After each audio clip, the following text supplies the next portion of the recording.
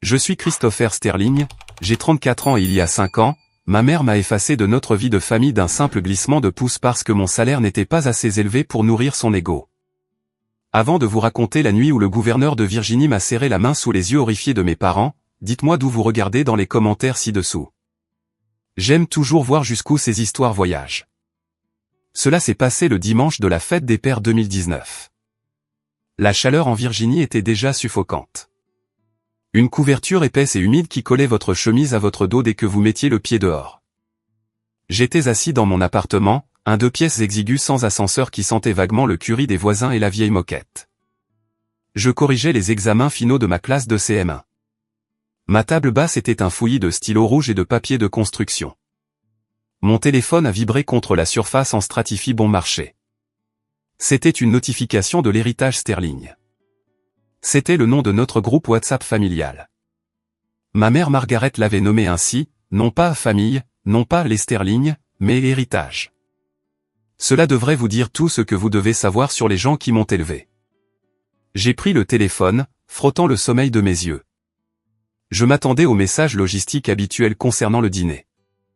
Le plan était de se retrouver au Country Club à 18h. J'avais déjà repassé ma meilleure chemise, une chemise boutonnée achetée dans un magasin de déstockage, mais elle était propre et repassée.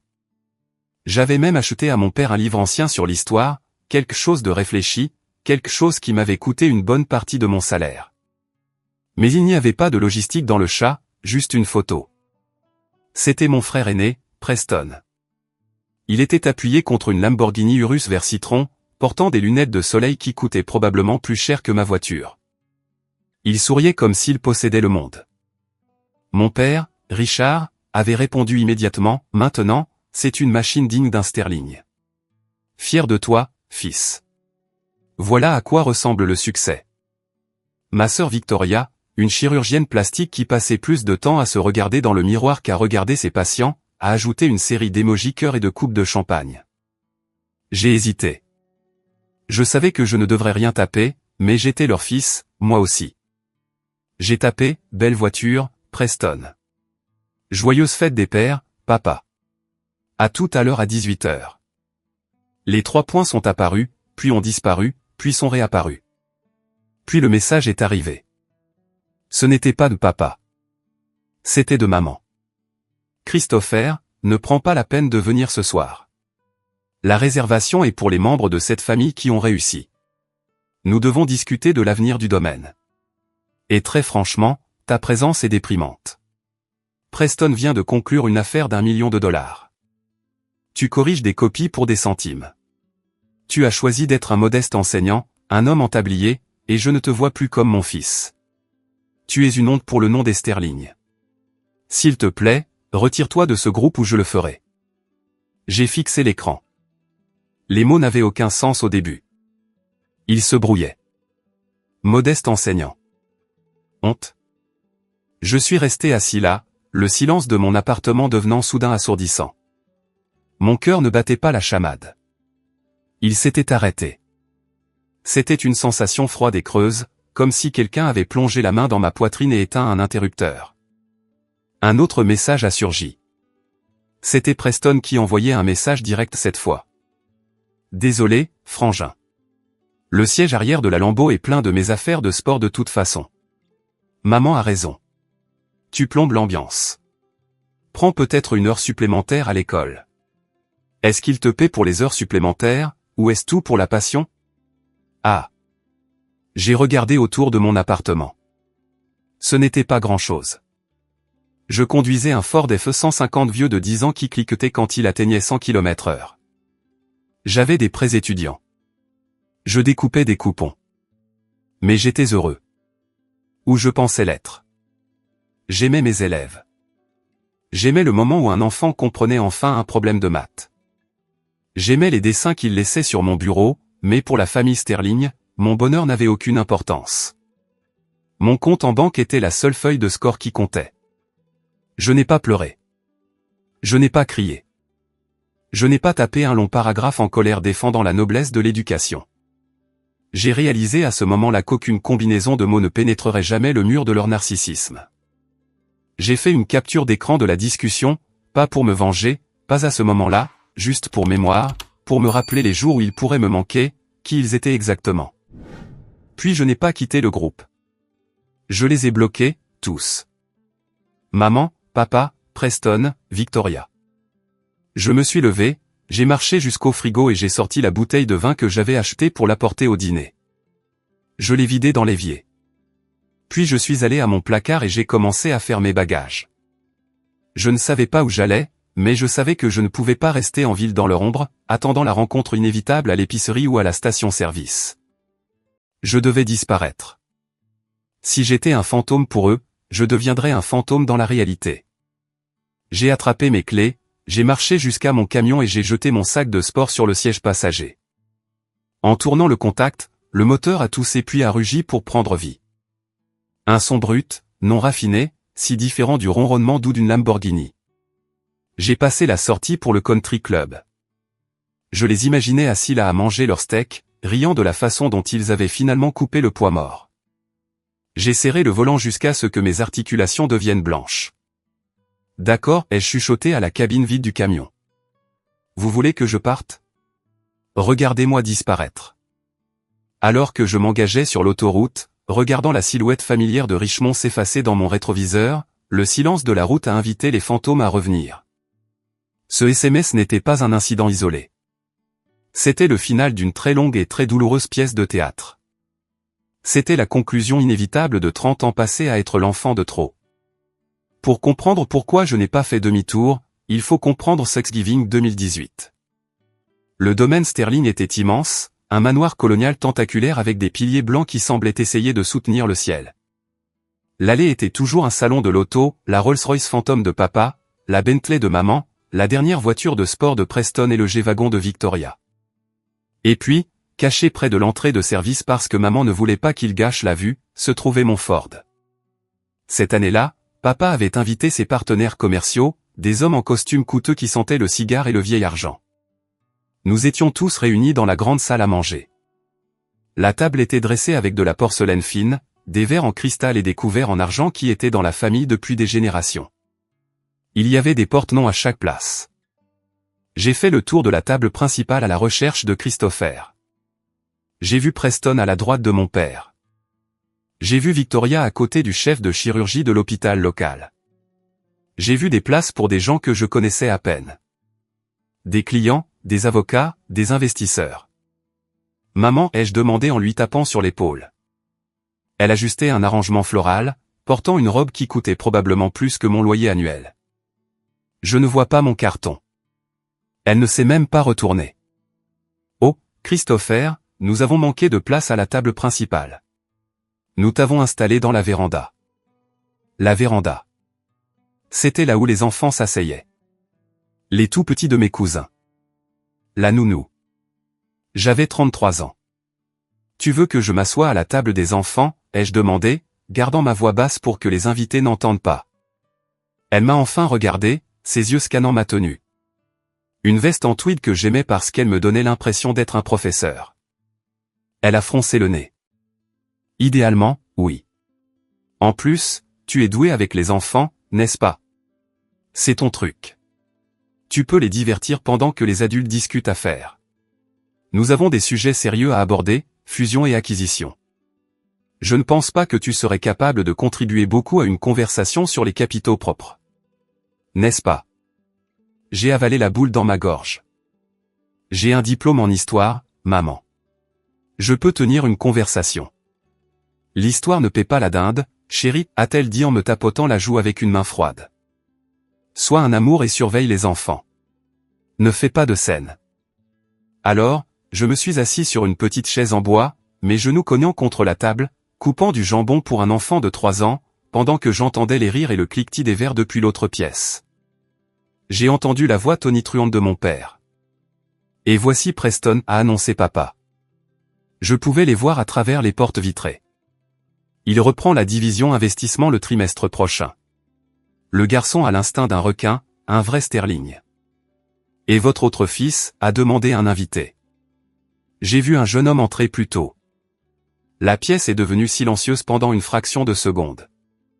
Puis mon père a ri. Oh, Christopher, il se cherche. Il fait du bénévolat dans les écoles publiques. Il a un grand cœur, mais pas de tête pour le monde réel. Bénévolat. Il ne pouvait même pas admettre que j'avais un emploi. Il faisait passer ça pour un cas social. Ce soir-là, je suis parti avant le dessert. Personne n'a remarqué, mais les souvenirs ne se sont pas arrêtés là. La route s'étendait devant moi, sombre et solitaire, et mon esprit a dérivé vers Noël, juste 6 mois avant le SMS. J'avais passé 3 mois à tricoter une écharpe pour ma mère. Je sais, un homme qui tricote, mais je trouvais ça apaisant, et je voulais lui donner quelque chose fait de temps et d'effort, pas juste d'argent. Elle était faite de laine mérinos de haute qualité, d'un vert émeraude profond qui correspondait à ses yeux. Lorsque nous avons échangé les cadeaux, le salon était une mer de sacs de créateurs et de boîtes à bijoux. Preston a donné à papa un ensemble de clubs de golf plaqués or. Victoria a offert à maman un week-end spa en Suisse. Quand maman a ouvert ma boîte, elle a sorti l'écharpe. Elle l'a tenue avec 2 doigts comme si c'était un rongeur mort. Oh, a-t-elle dit. C'est de la laine. Je l'ai faite, maman, ai-je dit en souriant, espérant qu'elle sentirait la douceur. Ça a pris environ 60 heures. C'est du mérinos. Elle a regardé Victoria et a eu un sourire narquois. Comme c'est pittoresque. C'est très fait main, n'est-ce pas? Merci, Christopher. Je la garderai dans le placard pour quand je ferai du jardinage. Elle l'a rejetée dans la boîte et s'est immédiatement tournée pour ouvrir un cadeau de Preston. Un bracelet tennis en diamant. Maintenant, ça, a-t-elle haleté, c'est époustouflant. Preston, tu n'aurais pas dû. Seulement le meilleur pour toi, maman, a dit Preston en me faisant un clin d'œil. L'inégalité n'était pas seulement une question d'argent. C'était une question de respect. C'était la croyance fondamentale que ma vie n'avait aucune valeur parce qu'elle ne générait pas de rendements élevés. Mais le souvenir le plus douloureux, celui qui a vraiment piqué alors que je conduisais à travers la nuit, était ma rencontre avec Sarah. C'était il y a environ 2 ans. J'étais à l'école et l'un de mes élèves, un petit garçon nommé Léo, a eu une grave crise d'asthme dans la cour de récréation. Il est devenu bleu. L'infirmière n'était pas là. Je n'ai pas attendu une ambulance. Je l'ai ramassé, je l'ai jeté dans mon camion et j'ai foncé aux urgences. Je suis resté avec lui jusqu'à l'arrivée de ses parents.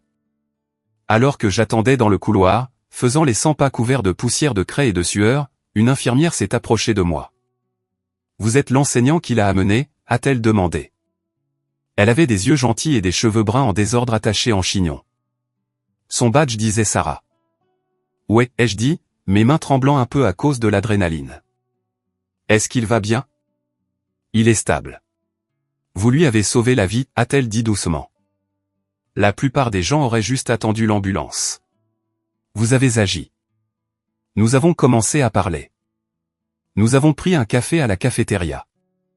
Pour la première fois de ma vie, je parlais à une femme qui ne me demandait pas quelle voiture je conduisais ou qui était mon père. Elle m'a posé des questions sur mes élèves. Elle m'a demandé pourquoi j'aimais enseigner. Quand je lui ai parlé de l'expression sur le visage d'un enfant quand il apprend à lire, elle a eu les larmes aux yeux. C'est magnifique, Chris, a-t-elle dit. Tu as un don. Tu fais le travail le plus important au monde. Je suis tombé amoureux d'elle là, autour d'un café d'hôpital rassis. Quelques mois plus tard, j'ai commis l'erreur d'amener Sarah à un brunch familial. Je voulais qu'il la rencontre. J'étais fier. Elle était intelligente, compatissante et authentique. Mais dès que nous sommes entrés, le jugement a commencé. Ma mère a regardé Sarah de haut en bas, notant sa robe de prêt-à-porter et ses chaussures confortables. Alors Sarah, a dit mon père en coupant son steak. Christopher nous dit que vous êtes infirmière. Ça doit être fatigant. Changer les bassins et tout ça. Sarah n'a pas bronché. Je travaille aux urgences, monsieur Sterling. J'aide à stabiliser les victimes de traumatisme. C'est fatigant, mais sauver des vies en vaut la peine. Traumatisme, a raillé Victoria. Ça a l'air salissant. Je préfère mes patients sous sédatifs et cherchant une amélioration. L'argent est bien plus propre dans la chirurgie plastique. Et qu'en est-il de votre famille, a demandé maman. Que fait votre père? Mon père était mécanicien, a dit Sarah fièrement. Il est décédé l'année dernière. Il possédait un petit atelier. Le silence à la table était glacial. Un mécanicien pour les Sterling. C'était du travail manuel. C'était de la saleté sous les ongles. C'était un échec. Après le brunch, alors que nous partions, ma mère m'a pris à part. Elle est douce, Christopher, a-t-elle chuchoté, sa voix dégoulinant de poison. Mais elle n'est pas nous. La fille d'un mécanicien. Vraiment? Tu es déjà enseignant. Si tu l'épouses, tu cimenteras ton statut dans la classe moyenne inférieure pour toujours. Pense à ton avenir. Pense à l'héritage. Je me fiche de l'héritage, maman, ai-je dit. Tout le monde se soucie de l'argent, Christopher. Ne sois pas naïf. Romps avec elle. Trouve quelqu'un avec un pédigré. Je n'ai pas rompu. J'ai demandé Sarah en mariage 2 semaines plus tard, mais je ne l'ai jamais ramenée au manoir Sterling. J'ai essayé de la protéger d'eux, mais leur désapprobation planait sur nous comme un nuage sombre. Et maintenant avec le SMS, le nuage avait éclaté. Il m'avait viré du poste de fils. J'ai regardé la route devant moi. Le soleil commençait à se lever, peignant le ciel de teintes orange et violettes. J'étais fatigué. Mes yeux brûlaient. Et je n'avais nulle part où aller. Mais pour la première fois depuis des années, je pouvais respirer. Le poids de l'héritage Sterling avait disparu. J'étais fauché. J'étais renié. Mais j'étais libre. J'ai conduit 3 villes plus loin jusqu'à un endroit appelé le comté de Clark. C'était rural, calme, le genre d'endroit où les gens faisaient signe quand vous passiez en voiture, et le plus grand bâtiment était le silo à grains. C'était l'antithèse du monde du country club que j'avais laissé derrière moi. J'ai changé mon numéro de téléphone immédiatement. J'ai supprimé mes comptes de réseaux sociaux. Je ne voulais laisser aucune trace. Les premiers mois ont été brutaux. J'ai loué une petite ferme qui avait connu des jours meilleurs, des fenêtres avec des courants d'air, un porche qui penchait vers la gauche et un système de chauffage qui ressemblait à un dragon mourant, mais c'était chez nous. Sarah a été transférée à l'hôpital du comté local, et j'ai obtenu un poste d'enseignant en CM1 à l'école élémentaire de Clark. Mon salaire était inférieur à ce qu'il était en ville. Nous grattions les fonds de tiroir. Nous avons appris à cuisiner des repas bon marché, beaucoup de pâtes, beaucoup de haricots. Nous n'avions pas de vacances. Nous n'avions pas de nouveaux vêtements, mais nous avions la paix. Sarah et moi nous sommes mariés au tribunal un mardi pluvieux. Pas d'invités, juste nous et le juge de paix. Ensuite, nous avons mangé des hamburgers dans un dîner. Coût, $30. C'était le meilleur repas de ma vie parce que personne n'était là pour le critiquer. La vie a continué. Nous avons construit une routine. Je me suis investi dans mon travail. Dans cette petite ville, un enseignant n'était pas une profession modeste. C'était un pilier de la communauté. Les parents me respectaient. Ils nous invitaient à des barbecues dans leur jardin, pas pour frimer, mais pour partager de la nourriture. Puis j'ai rencontré Lily. Lily avait 8 ans, une fille calme avec de grands yeux tristes qui s'asseyait au fond de ma classe. Elle ne parlait jamais. Elle portait des vêtements légèrement trop grands pour elle. J'ai appris de la directrice, Madame Ali, que Lily était dans le système de placement familial. Sa mère était morte d'une overdose et son père n'était plus dans le tableau. Un jour pendant la récréation, j'ai vu Lily assise seule sous un chêne avec un carnet de croquis. Je me suis approché. « Je peux m'asseoir ?» ai-je demandé. Elle a haussé les épaules, sans lever les yeux. J'ai regardé son dessin. Ma mâchoire est tombée. Ce n'était pas un gribouillage d'enfant. C'était un croquis au fusain hyper réaliste des racines du chêne se tordant et tournant dans la terre. L'ombrage, la perspective, c'était du génie. Lily, ai-je dit. C'est incroyable. Elle m'a regardé, la peur dans les yeux, attendant la critique. C'est brouillon, a-t-elle chuchoté. Non, ai-je dit fermement. C'est de l'art. Tu as un don, Lily. Au cours de l'année suivante, Sarah et moi sommes devenus parents d'accueil. Ce n'était pas une décision facile. Nous avions des difficultés financières. Les frais d'avocat pour le processus d'adoption étaient intimidants, grignotant les maigres économies que nous avions. Nous avons conduit ce vieux Ford jusqu'à ce que le compteur kilométrique fasse 2 fois le tour. Mais quand je regardais Lily, je me voyais moi-même, un enfant qui voulait juste être vu pour ce qu'il était, pas pour ce qu'il pouvait offrir. Nous avons adopté Lily 2 ans après que j'ai quitté la famille Sterling. Elle nous complétait. Alors que ma vie personnelle s'épanouissait dans l'ombre, ma carrière prenait un tournant inattendu. Le district scolaire était en échec.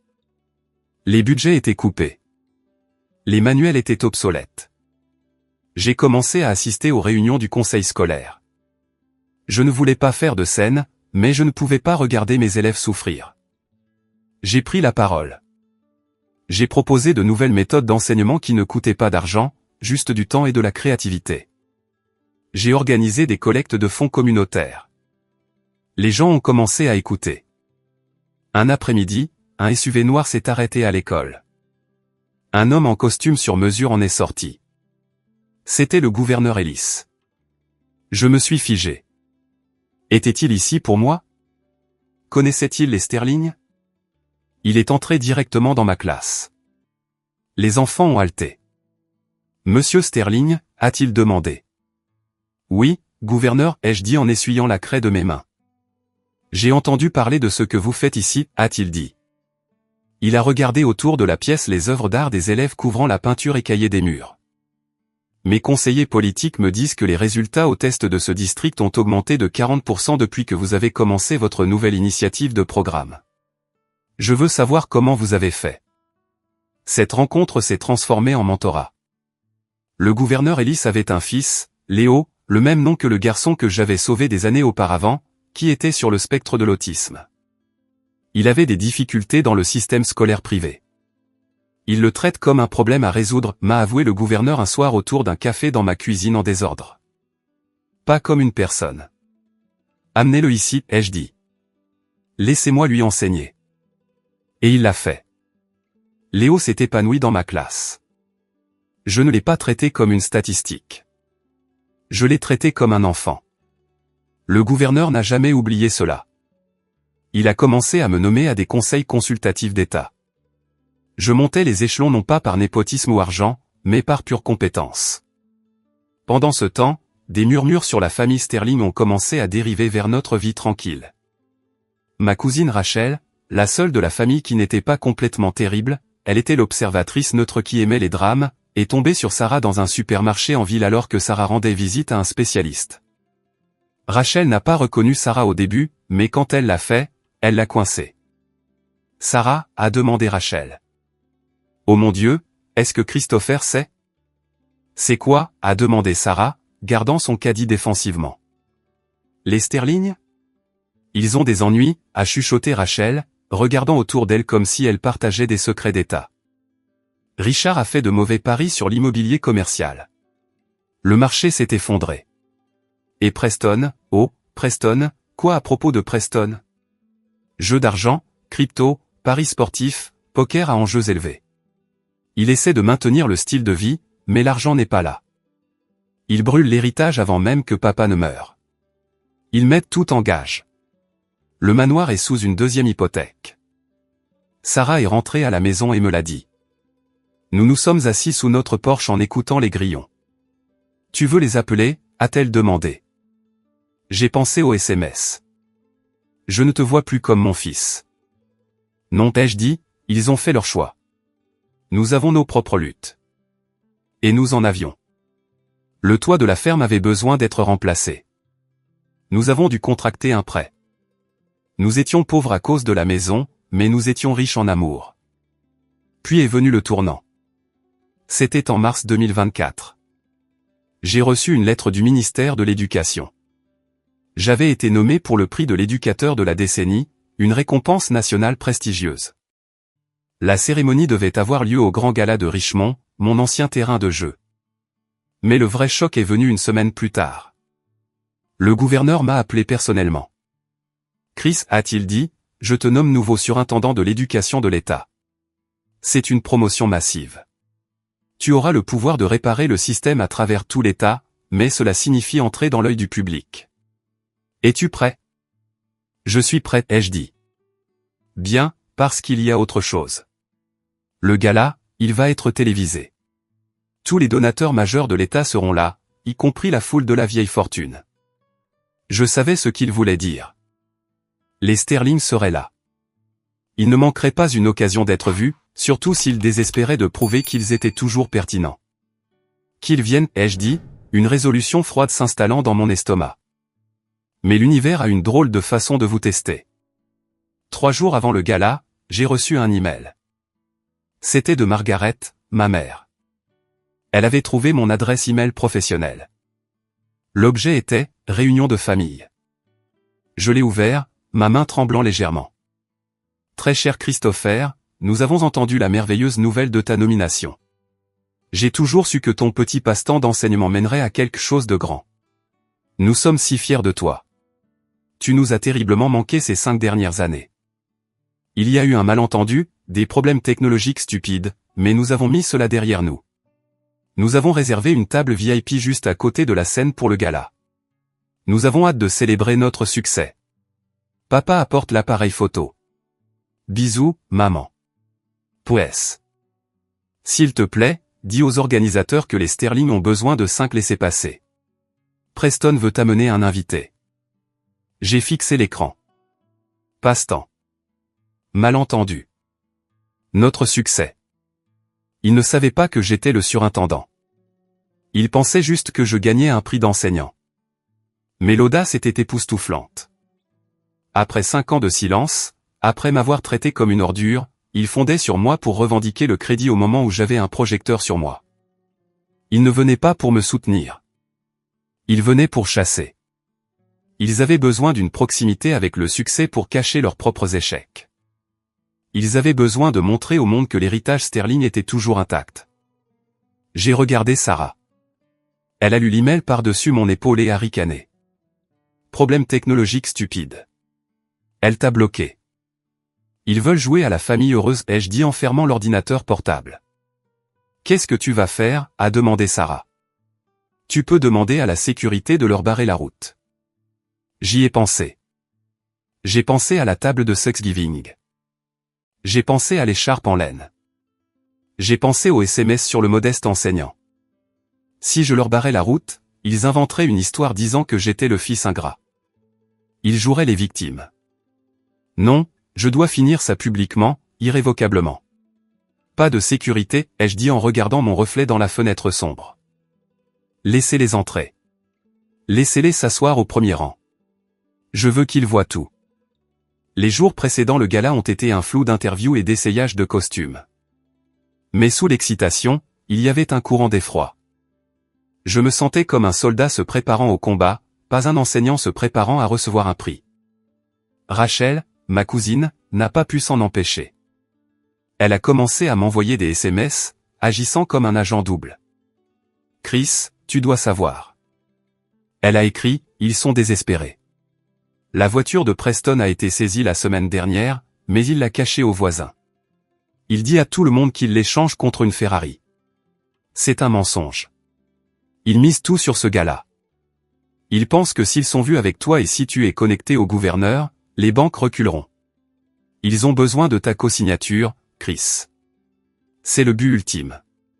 Ils veulent que tu signes pour un prêt. J'ai ri amèrement. Ils voulaient que le modeste enseignant renfloue les génies des affaires. L'ironie était si épaisse qu'on pouvait s'étouffer avec. Je suis allé chercher mon costume. Je ne suis pas allé chez le tailleur haut de gamme que mon père utilisait. Je suis allé dans une boutique locale tenue par un vieil immigrant nommé Monsieur Rossi. Il faisait du bon travail.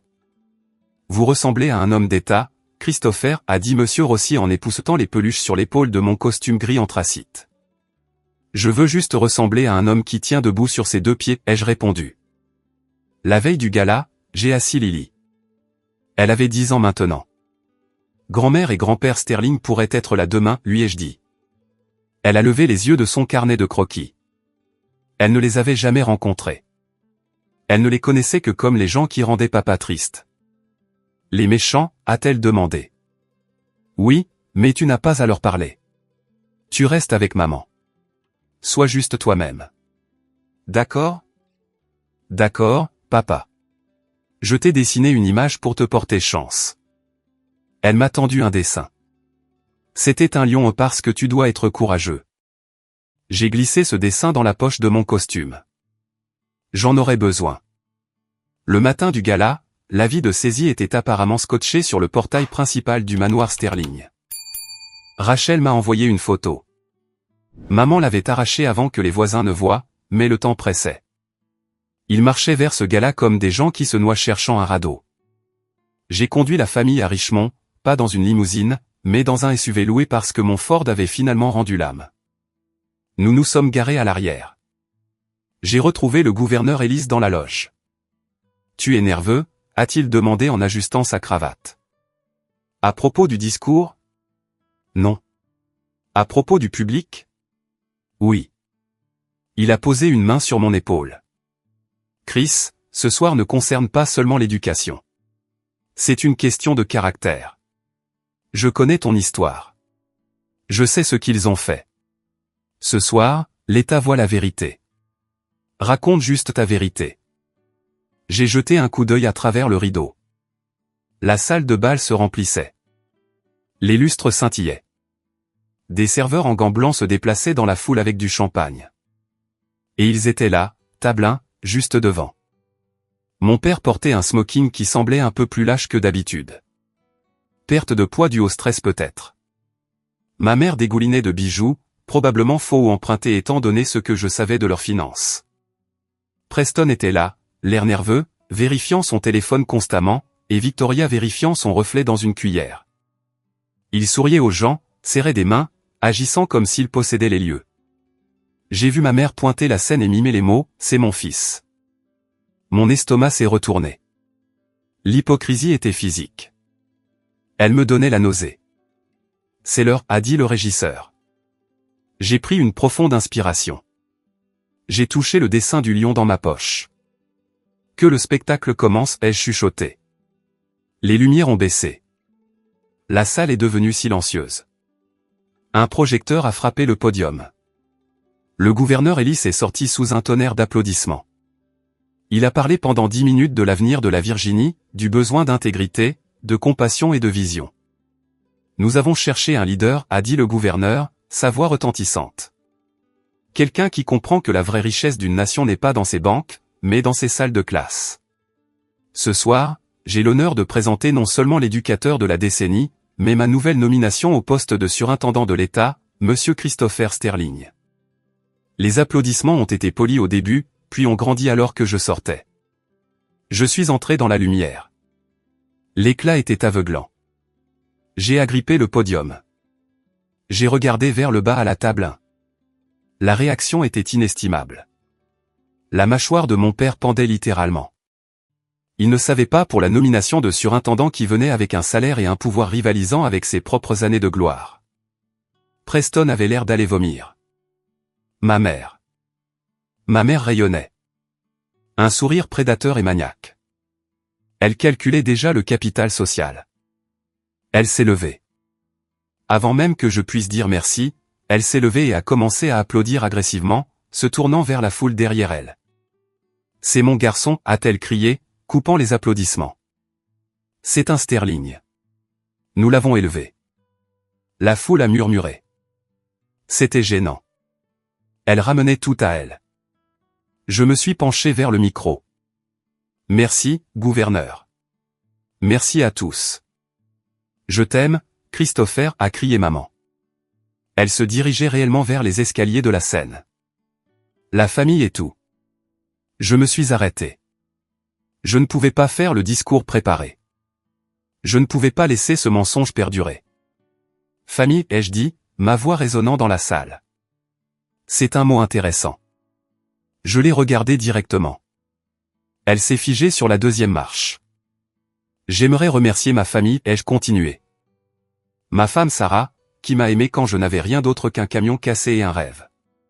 Ma fille Lily, qui m'a appris que le sang ne fait pas un père. L'amour le fait. La caméra a fait un panoramique vers Sarah et Lily. Elles ont souri. Mais, ai-je dit, ma voix se durcissant. Je vois des gens ici ce soir prétendant être ma famille qui semblent avoir oublié les 5 dernières années. La salle est devenue mortellement silencieuse. On aurait pu entendre une mouche voler. Le sourire de ma mère a vacillé. Il y a 5 ans, ai-je dit, le jour de la fête des pères, j'ai reçu un message. C'était la dernière fois que j'entendais parler des gens assis à la table. J'ai fait signe au technicien. Nous avions préparé cela. Je ne pensais pas que je l'utiliserais, mais je devais le faire. Derrière moi, sur l'écran de projection géant destiné à mes moments forts, une image est apparue. C'était la capture d'écran agrandie à 6 mètres de haut. Tu as choisi d'être un modeste enseignant. Je ne te vois plus comme mon fils. Tu es une honte. Le halètement du public a été audible. 500 personnes ont lu les mots en même temps. Maman, ai-je dit en la regardant de haut. Tu as dit que j'étais un modeste enseignant. Tu as dit que j'étais une honte parce que je ne conduisais pas une Porsche. Tu m'as viré de la famille parce que j'ai choisi de servir les enfants au lieu des profits. Elle est devenue pâle. Elle a regardé autour d'elle, réalisant que la foule d'élite qu'elle essayait d'impressionner la regardait maintenant avec un dégoût absolu. Maintenant que je me tiens ici, ai-je continué, nommé par le gouverneur, soudain je suis à nouveau ton fils. Soudain, l'héritage Sterling a de la place pour moi. Christopher, s'il te plaît, a-t-elle couiné, sa voix tremblant. C'était une blague. C'était de l'amour vache. C'était de l'abandon, ai-je dit. Tu n'as pas le droit de renier ton enfant quand il est en difficulté et de le revendiquer quand il réussit. Ce n'est pas comme ça que fonctionne une famille. C'est comme ça qu'une transaction fonctionne. Et je ne suis pas à vendre. Preston s'est levé, le visage rouge de rage. Espèce de petit ingrat. Il s'est précipité vers la scène, mais avant qu'il ne puisse faire 3 pas, 2 hommes en costume sombre sont sortis de l'ombre. Des policiers d'État, mais ils n'étaient pas là pour moi. Ils ont intercepté Preston. L'un d'eux a sorti une paire de menottes. Preston Sterling, a dit l'officier assez fort pour que le micro capte. Nous avons un mandat d'arrêt contre vous concernant le détournement de fonds de clients et la fraude électronique. Preston s'est figé. Quoi? Non. C'est une erreur. Papa, fais quelque chose. Mon père, Richard, s'est enfoncé dans sa chaise, couvrant son visage de ses mains. Le jeu était fini. La faillite, la fraude, les mensonges. Tout s'effondrait en direct à la télévision. Preston a été traîné hors de la salle de bal, donnant des coups de pied et criant. Ma mère se tenait seule sur les escaliers, coincée entre la scène qu'elle ne pouvait pas atteindre et la foule qui la méprisait maintenant. J'ai regardé le public. Je m'appelle Christopher Sterling, ai-je dit. Je suis enseignant et j'en suis fier. L'ovation qui a suivi n'était pas polie. Elle faisait trembler la terre. Le gouverneur s'est levé et m'a salué de la tête. La salle entière s'est levée. Je n'ai plus regardé ma mère. J'ai marché vers Sarah, j'ai pris sa main et je l'ai embrassée. La chute d'adrénaline après la cérémonie a été intense. Je me sentais étourdi. Le gala continuait, mais l'ambiance était passée de la célébration au scandale. Les chuchotements volaient. J'ai essayé de partir par la sortie latérale avec Sarah et Lily, voulant juste prendre l'air, mais le couloir n'était pas vide. Mes parents étaient là. Preston était parti, emmené au commissariat. Mais Richard et Margaret se tenaient près du vestiaire, se disputant avec le valet. Je vous dis que la carte est bonne, criait Richard. Passez-la encore. Elle a été refusée 3 fois, monsieur, a dit le valet, l'air mal à l'aise. Et la compagnie de remorquage a déjà été appelée pour le véhicule. L'agence de leasing l'a signalé. Ils m'ont vu. Le silence qui s'était tiré entre nous était plus lourd que celui de la salle de bal. Margaret m'a regardé. Son maquillage coulait. Elle avait l'air vieille. Pour la première fois, je ne la voyais pas comme un titan, mais comme une femme effrayée et superficielle. Christopher, a-t-elle chuchoté. Comment as-tu pu? Devant tout le monde. Tu t'es fait ça à toi-même, maman, ai-je dit calmement. J'ai juste allumé la lumière. Nous sommes ruinés, a dit mon père, fixant le sol. Preston, l'entreprise, tout est parti. Ils vont prendre la maison. Il a levé les yeux vers moi. Une lueur de cette vieille arrogance essayant de faire surface, mais échouant. Tu as de l'influence auprès du gouverneur. Tu peux faire disparaître ça. Tu nous le dois. Nous t'avons élevé. Nous avons payé ton université. J'ai payé mon université, papa, l'ai-je corrigé. Tu as payé celle de Preston. Souviens-toi, tu as dit qu'un diplôme d'histoire ne valait pas ton investissement. Il a tressailli. Je ne vous aiderai pas, ai-je dit. Pas avec de l'argent. Pas avec de l'influence. Vous avez un avocat. Utilisez-le. Mais nous sommes une famille, a crié maman, tendant la main vers mon bras. J'ai reculé. Sarah s'est interposée devant moi, protectrice comme une lionne. Non, a dit Sarah. Vous l'avez viré de la famille, vous vous souvenez? Vous n'avez pas le droit de le réembaucher maintenant que vous avez besoin d'un renflouement. J'ai une famille, ai-je dit en mettant ma main sur l'épaule de Lily. Et nous rentrons à la maison. Nous sommes passés devant eux pour sortir dans l'air frais de la nuit. J'ai vu la dépanneuse accrocher la Rolls-Royce. C'était une fin pathétique pour l'Empire Sterling.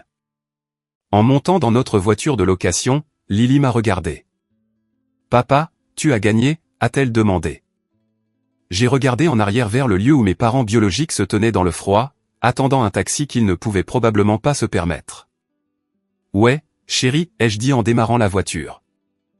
Je pense que j'ai finalement gagné. » Le trajet du retour a été calme, mais ce n'était pas le silence solitaire d'il y a 5 ans. C'était un silence paisible. Je tenais la main de Sarah sur la console centrale. Je savais que les prochaines semaines seraient folles. La presse, le procès de Preston, les retombées. Mais je n'avais pas peur. Je n'étais plus le modeste enseignant. J'étais un homme qui avait marché à travers le feu et en était ressorti de l'autre côté sans brûler son âme. 1 an. C'est le temps qu'il faut pour que les saisons changent, pour qu'un enfant grandisse d'1 pouce, et pour qu'un empire bâti sur du sable soit complètement emporté. Si vous m'aviez dit il y a 5 ans que je me réveillerais chaque matin excité d'aller travailler, non pas comme un modeste enseignant, mais comme l'homme remodelant l'éducation pour tout l'État de Virginie, j'aurais ri. Mais j'étais là. Ma routine matinale avait changé, mais pas mon cœur. Je me réveillais toujours tôt avant le soleil, mais maintenant au lieu de corriger des copies sur une table de cuisine exiguë, je révisais des documents politiques dans un bureau inondé de soleil dans notre nouvelle maison. Nous n'avions pas acheté un manoir. Nous avons acheté une belle maison coloniale robuste avec une grande cour pour Lily et un studio d'art dédié pour elle. C'était payé avec mon nouveau salaire, oui, mais aussi avec la tranquillité d'esprit qui vient du fait de savoir que chaque dollar a été gagné. Honnêtement, le gouverneur avait tenu sa promesse. Nous avons lancé l'initiative Sterling pour l'éducation aux besoins spéciaux. Ironique, je sais, d'utiliser mon nom de famille, mais j'étais déterminé à redéfinir ce que ce nom signifiait. Il ne s'agissait plus d'amasser des richesses. Il s'agissait de distribuer de l'espoir. Mais alors que mon étoile montait, le ciel tombait sur les gens qui m'avaient renié. Les retombées du gala ont été nucléaires. Ce n'était pas seulement un embarras social. C'était une catastrophe juridique. L'arrestation de Preston ce soir-là n'était que la pointe de l'iceberg. L'enquête a révélé une chaîne de Ponzi qui fonctionnait depuis 3 ans. Il utilisait l'argent des nouveaux clients pour rembourser ses dettes de jeu et financer le style de vie Sterling que maman et papa exigeaient. Je suis allé au verdict. Je n'y suis pas allé pour jubiler. J'y suis allé parce que j'avais besoin de tourner la page. Je me suis assis au dernier rang de la salle d'audience. Quand le juge a lu le verdict, 12 ans de prison fédérale, Preston n'a pas regardé le jury. Il a regardé papa. Et pour la première fois, j'ai vu la haine dans ses yeux. Il a réalisé qu'il était l'agneau sacrificiel pour la vanité de nos parents. Les frais d'avocat avaient saigné mes parents à blanc. Ils ont tout liquidé. Les bijoux, l'art, les maisons de vacances, mais ce n'était pas assez. La banque a saisi le manoir Sterling, cette maison, c'était le symbole de mon traumatisme d'enfance. Les sols en marbre froid, les meubles ne pas touchés, la salle à manger où l'on me disait que je n'étais pas assez bon. Quand j'ai vu l'annonce pour la vente aux enchères de saisie, quelque chose a jailli en moi. « Tu es sûr de ça ?» m'a demandé Sarah un soir en regardant la brochure que j'avais laissée sur le comptoir. « Pourquoi voudrais-tu cet endroit ? Il est hanté par les souvenirs. »« Je ne veux pas y vivre, ai-je dit en traçant la photo de la grande entrée. Je veux l'exorciser. » Le jour de la vente aux enchères était pluvieux. Je n'y suis pas allé personnellement. J'ai envoyé un représentant de la fondation que nous avions lancée. Je suis resté au téléphone à écouter. Les enchères étaient lentes. La maison était en mauvais état. Apparemment, il n'avait pas pu se permettre l'entretien depuis des années. Le toit fuyait. La piscine était fissurée. C'était une coquille brisée, tout comme la famille qui y vivait. Une fois, 2 fois, adjugé. J'ai acheté ma maison d'enfance pour une fraction de ce que mon père prétendait qu'elle valait. Quelques semaines plus tard, j'y suis allé en voiture. Je devais la voir. Mais avant d'aller à la maison, je devais m'arrêter à l'épicerie en ville. Nous avions besoin de lait. C'était une course banale, le genre de choses que font les gens normaux. J'ai marché dans l'allée, vérifiant ma liste. J'ai attrapé une brique de lait d'avoine et j'ai tourné le coin vers la caisse. C'est là que je l'ai vue. Elle portait un gilet vert qui était trop grand pour elle. Ses cheveux, habituellement teints et coiffés à la perfection, grisonnaient aux racines et étaient tirés en arrière dans une pince désordonnée. Elle scannait les articles, ses mouvements lents et arthritiques. C'était ma mère, Margaret Sterling. Je me suis figé derrière un présentoir de chips. Mon cœur martelait contre mes côtes. La reine du country club. La femme qui se moquait de moi parce que je travaillais pour gagner ma vie emballait maintenant des courses pour le salaire minimum. J'ai regardé une cliente. Une jeune femme sur son téléphone l'a agressée verbalement. Et, faites attention au pain. Vous l'écrasez. Je suis désolé, madame, a marmonné ma mère, la tête basse. Je vais mettre un double sac. Dépêchez-vous, a claqué la femme. Les mains de ma mère tremblaient. J'ai vu le tremblement. Ce n'était pas seulement l'âge.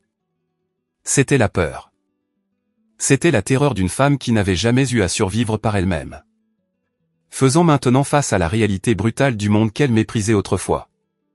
J'aurais pu m'éloigner. J'aurais pu quitter le magasin et la laisser souffrir dans l'anonymat. Cela aurait été la vengeance que l'ancien moi aurait pu fantasmer. Mais je n'étais pas cette personne. Je me suis approché de sa caisse. J'ai placé mes articles sur le tapis. Elle n'a pas levé les yeux. Elle était concentrée sur le scanner. Bip après bip. Avez-vous une carte de fidélité, a-t-elle demandé, sa voix rauque. Non, ai-je dit. Je n'en ai pas. Elle s'est figée au son de ma voix. Cela l'a frappée comme un coup physique. Elle a lentement levé les yeux. Quand nos yeux se sont rencontrés, j'ai vu une douzaine d'émotions traverser son visage en une seconde. Honte, choc, espoir, désespoir. Christopher, a-t-elle soufflé. Les gens dans la file derrière moi ont commencé à s'agiter avec impatience. Salut, maman, ai-je dit. C'était calme. Il n'y avait plus de colère. Juste de la pitié. Je ne savais pas que tu faisais tes courses ici, a-t-elle bégayé, essuyant ses mains sur son gilet. J'aide juste, tu sais, pour rester occupé. Ton père, le divorce, ça a été compliqué. Divorce. Donc ils s'étaient retournés l'un contre l'autre. Quand l'argent a manqué, l'amour, s'il y en a jamais eu, s'est évaporé. J'ai entendu, ai-je dit. Christopher. Elle s'est penchée au-dessus du scanner, baissant la voix. C'est horrible. Je vis dans un studio au-dessus d'un garage. Je peux à peine payer mes médicaments. Si tu pouvais juste. Si tu pouvais m'aider juste un peu jusqu'à ce que le règlement arrive. Elle le faisait encore, mentir. Il n'y avait aucun règlement à venir. Il ne restait rien. Je l'ai regardé, vraiment regardé. J'ai vu la femme qui m'avait effacé de sa vie le jour de la fête des pères. Je ne peux pas te donner d'argent, maman, ai-je dit. Son visage s'est durci instantanément. Bien sûr, tu me punis encore, rancunier. Tout comme ton père. Non, ai-je dit en mettant la main dans ma poche. Je ne te punis pas. Je respecte les limites que tu as fixées. Tu as dit que je n'avais pas assez réussi pour être ton fils. Je suis juste un enseignant, souviens-toi. J'ai tapé ma carte sur le lecteur pour payer mes courses. Mais, ai-je ajouté alors que la machine émettait un bip d'approbation. J'ai acheté quelque chose à toi. Elle a froncé les sourcils. Quoi? La maison, ai-je dit. J'ai acheté le manoir. Ses yeux se sont élargis, s'illuminant d'une lueur d'avidité. Tu l'as acheté? Oh, Christopher, c'est merveilleux. Nous pouvons. Est-ce que je peux venir visiter ma chambre? Est-ce qu'elle est toujours là? Je ne l'ai pas acheté pour y vivre, maman, ai-je dit en prenant mon sac. Je l'ai donné. Donné, a-t-elle crié, faisant regarder le directeur. À qui? À l'État, ai-je dit. Ça va être un centre résidentiel pour les enfants placés qui sortent du système par l'âge. Un endroit où ils peuvent apprendre les arts, apprendre des métiers et construire une vie. Ça va s'appeler le Centre des Arts Lily-Webb. Je l'ai nommé d'après ma fille, la petite fille que tu as refusé de reconnaître. Tu as transformé ma maison en orphelinat, a-t-elle chuchoté, horrifiée. Non, ai-je dit en me tournant pour partir. J'ai transformé un mausolée en foyer. Au revoir, Margaret. Je suis sorti du magasin. Je n'ai pas regardé en arrière. Je savais qu'elle pleurait ou criait ou me maudissait, mais le son était faible, noyé par le bruit des portes automatiques se fermant derrière moi. J'ai conduit jusqu'à la maison. Les équipes de construction étaient déjà là. Les portes en fer, qui étaient autrefois verrouillées pour empêcher la racaille d'entrer, étaient grandes ouvertes. Des camions emportaient les statues antiques. Je suis entré dans le hall. Ça sentait la poussière et les vieux secrets. L'entrepreneur, un homme robuste nommé Mike, s'est approché de moi. Monsieur Sterling, nous sommes prêts à commencer à abattre ces murs dans la salle à manger.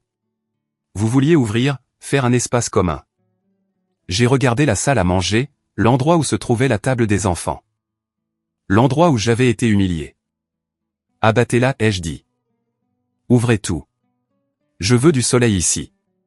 Beaucoup de soleil. En regardant la masse frapper la cloison sèche, émiettant la barrière entre la salle à manger formelle et la cuisine, j'ai senti un poids physique quitter mes épaules. L'héritage que j'étais censé attendre, l'argent, le statut, avait disparu. Mais je construisais un héritage qui comptait vraiment. Le modeste enseignant était maintenant le propriétaire du domaine, et il le redonnait aux enfants qui en avaient le plus besoin. La grande ouverture du centre Lily-Webb a eu lieu 6 mois plus tard. C'était une journée d'automne fraîche. Le genre où les feuilles en Virginie deviennent rouges et or brûlant. L'allée autrefois remplie de Rolls-Royce et de Bentley était maintenant remplie de monospaces, de bus scolaires et de berlines déglinguées de travailleurs sociaux. Je me tenais sur le porche avant, le même porche où mon père fumait des cigares et jugeait les voisins. À côté de moi se tenait Sarah, rayonnante dans une simple robe bleue, et Lily, maintenant âgée de 11 ans, tenant une paire de ciseaux de cérémonie géants. Le gouverneur Ellis était là, bien sûr. Il a fait un discours sur les secondes chances et la communauté, mais les vrais stars étaient les enfants. Des dizaines d'adolescents, des enfants qui avaient été ballottés par le système, des enfants à qui on avait dit qu'ils étaient des problèmes à gérer, couraient dans les couloirs. J'ai regardé un groupe d'entre eux dans la véranda. Nous l'avions converti en studio de design numérique. Ils n'étaient pas assis à une table d'enfants. Ils étaient assis à des postes de travail ultramodernes, concevant leur avenir. Un garçon, environ 16 ans, avec des tatouages sur les bras et un air de défense permanente dans les yeux, s'est approché de moi. « Vous êtes Monsieur Sterling ?» a-t-il demandé. « Appelle-moi Chris » ai-je dit. « Ils disent que tu vivais ici » a-t-il dit, levant les yeux vers les hauts plafonds. « Enfant riche, hein ?» J'ai souri. J'ai vécu ici, mais je n'étais pas riche. Pas à l'époque. « Pourquoi tu nous l'as donné ?» a-t-il défié. « Si j'avais un endroit comme ça, je le garderais. Je ferai des fêtes. » Je fais une fête, ai-je dit, désignant la foule. Et honnêtement, cette maison était froide. Elle avait besoin de chaleur. C'est vous la chaleur. Il m'a regardé sceptique, mais ensuite il a esquissé un petit sourire. Cool. Merci, Chris. Il a couru rejoindre ses amis. Sarah a serré ma main. Tu l'as fait. Nous l'avons fait, les jeux corrigés. Plus tard ce soir-là, après le départ de la foule et le coucher du soleil, je me suis assis sur les marches arrière du centre. J'ai regardé la pelouse tentaculaire. J'ai pensé à Preston assis dans une cellule, pensant probablement à ce qui avait mal tourné. J'ai pensé à mon père seul dans une chambre louée, son ego finalement en faillite. J'ai pensé à ma mère scannant des courses, forcée de servir le public qu'elle méprisait. C'était une tragédie. Je ne ressentais pas de joie dans leur souffrance. Je ressentais une sombre réalisation qu'ils avaient choisi leur enfer. Ils poursuivaient les mauvaises choses. Ils poursuivaient l'approbation d'étrangers, l'éclat du métal, les chiffres sur un écran. Ils ont sacrifié leurs enfants sur l'autel de leur image. Et à la fin, ils ont tout perdu. J'ai sorti mon téléphone. J'ai fait défiler jusqu'au bas de ma liste de contacts, la section bloquée. J'ai vu les noms, papa, maman, Preston. J'ai pensé à les débloquer. Peut-être leur envoyer une photo du centre. Peut-être leur montrer que quelque chose de bon est sorti de leur ruine, mais je me suis arrêté. Non, la leçon que j'avais apprise ne concernait pas seulement le succès. Elle concernait la protection de sa paix. Il n'avait pas changé. La demande d'argent de ma mère à l'épicerie prouvait qu'elle ne voulait pas de moi. Elle voulait une ressource. J'ai rangé le téléphone. J'ai marché jusqu'à mon camion. J'avais finalement amélioré le Ford, mais j'ai gardé un camion, pratique et robuste. Lily dormait sur le siège arrière, serrant un carnet de croquis. Sarah était sur le siège passager, fredonnant avec la radio. « Où va-t-on, monsieur le surintendant ?» a demandé Sarah. « À la maison » ai-je dit alors que nous descendions la longue allée, laissant le manoir Sterling derrière nous. J'ai regardé dans le rétroviseur une dernière fois. Les lumières du centre brillaient chaudes et dorées dans le crépuscule. Il ne ressemblait plus à une forteresse. Il ressemblait à un phare. Le fonds pour l'université de Lily était sécurisé. Mon mariage était fort. Ma conscience était claire. J'ai réalisé alors que le SMS que ma mère m'avait envoyé il y a 5 ans était le plus beau cadeau qu'elle m'ait jamais fait. En me reniant, elle m'a libéré. Elle m'a poussé hors d'un navire en perdition et m'a forcé à apprendre à nager. Et non seulement j'ai nagé, mais j'ai construit un bateau assez grand pour transporter tout ce que j'aimais. J'étais Christopher Sterling. J'étais un enseignant. Et j'étais l'homme le plus riche que je connaissais. Mes amis, merci d'être restés avec moi jusqu'à la fin de ce voyage. Avez-vous déjà eu à faire un choix difficile entre l'argent et votre propre bonheur ou eu à fixer une limite stricte avec un membre de la famille? S'il vous plaît, laissez un commentaire ci-dessous avec le mot « bien » si vous croyez que le caractère compte plus que la monnaie ou partagez une leçon que cette histoire a suscité en vous. Vos commentaires n'aident pas seulement l'algorithme, ils m'aident à savoir que ces histoires atteignent les bons cœurs. Rappelez-vous, vous êtes l'architecte de votre propre vie. Ne laissez personne d'autre tenir les plans. Restez fort et je vous verrai dans la prochaine vidéo. I wish I found somebody who could hold, but I'm not lonely. I just need someone to. But I wish I found somebody who could study with me. And it was me, Vaughn. And so you stayed. And so thank you. I appreciate it. But because you're in chat, you're probably like working hard and studying, right? So just want to say, good job.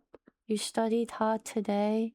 The 1.5 hours that you stay studying. Like Bun was wandering around. Like I was lacking. You guys bought me a webcam to watch me lacking in 4K. Like yeah. Anyway, so there you go. There you go. Good job. I'm very proud of you. Yeah. Sorry your head pat was so delayed, bro. But yeah, we had a busy chat. All right. Oh, Maz is here. Okay, let me get my iPad so we can do the joint streaming thingy. It's like the shared chat thingy, right? Ugh. I can't accept it on my computer because I only have Firefox, so I have to get my iPad. Didn't see that personal message coming, but appreciate. No worries, bro.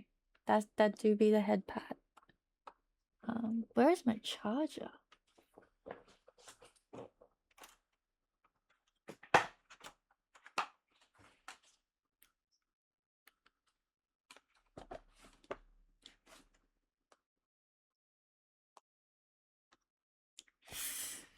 Whew.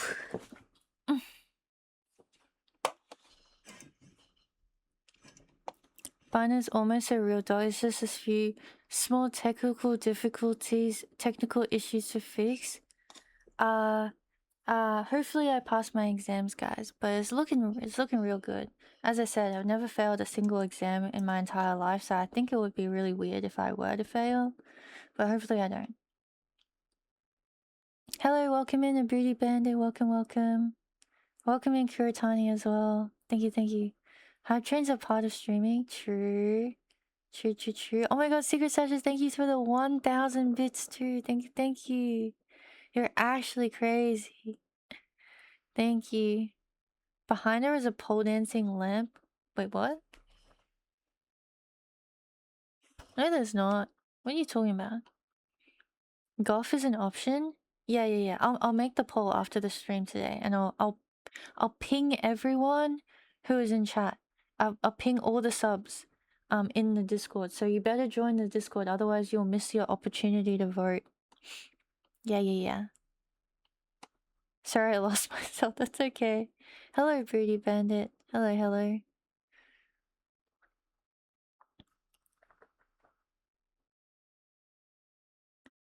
Oh my god, 5 in a row! Nice. Thank you, Crisis Cannibal. Thank you.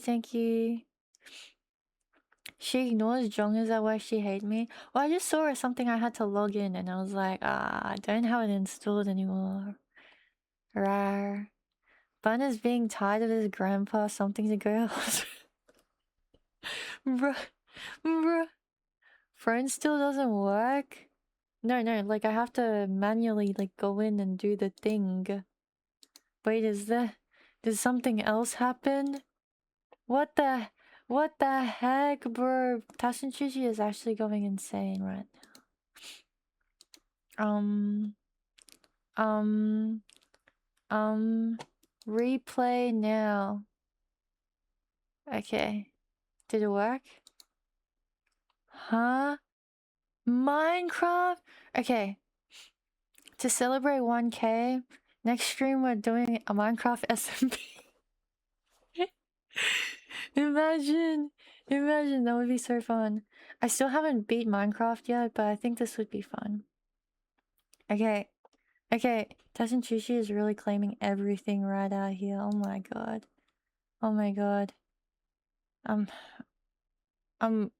What the hell, bro?